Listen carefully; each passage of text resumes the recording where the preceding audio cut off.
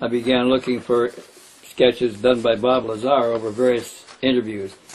Here's some of the sketches done. These were done for Best Evidence, a video documentary, Best Evidence. And he made other sketches for other presentations. He eventually sketched all of the craft at level 1, and there were some that were quite different. These are images that it came from various interviews with Bob Lazar. This is an interview for a document drawn by Bob Lazar also. I don't know where he got the image of the alien. I don't know that he had any contact with aliens. So there's the last sketch by Bob Lazar.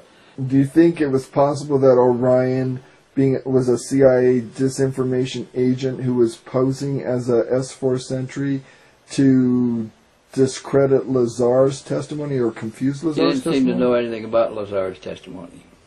I've personally heard of Bob Lazar, but I personally just heard of him in the last 2 months I was there. We were never told anything about him. As I say, I think when they transferred security, I think they did it complete detachments to completely eliminate, and I don't know what they do with the rest of the personnel because I've never got to that stage. I was discharged for medical reasons because I'm basically medically unfit to perform my duties anymore.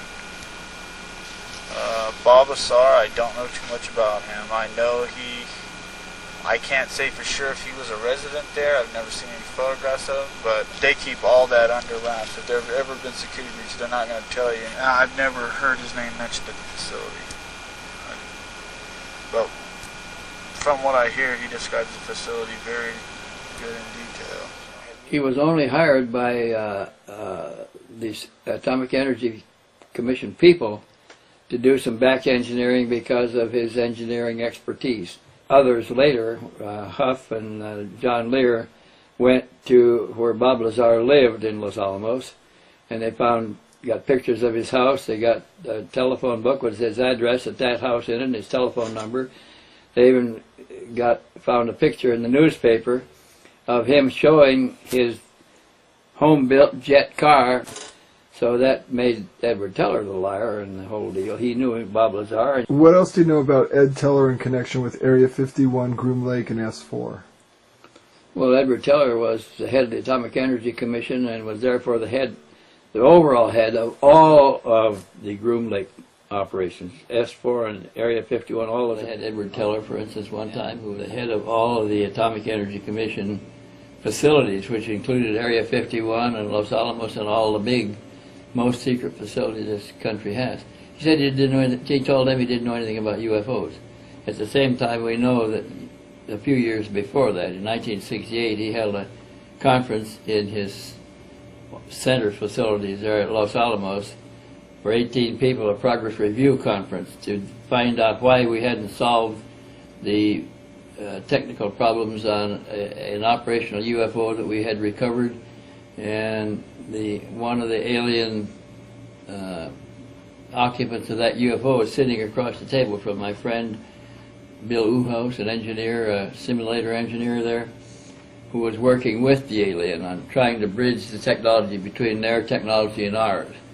And from 54 to 68, they hadn't succeeded in making any real significant progress. And this is what the meeting was all about. Why aren't we able to do this? And the alien indicated that their technology requires a certain amount of mental input that we have never learned to impart. So maybe it has to do with a certain type of brainwave activity, and you have to be in a certain brainwave pattern too that we are not familiar with. And here's the same guy sitting at the head of the table with all of his scientists around there. Years later, is lecturing in Dallas for MUFON and says he doesn't know anything about UFOs. And Ed Teller, isn't he also the one who Bob Lazar claimed hired him to work at Area 51 and S4? On crashed UFOs. Right. But he doesn't know a thing. Said he didn't know anything about UFOs. And was Edward Teller involved in the program as far back as the initial beginnings of Project Red Light?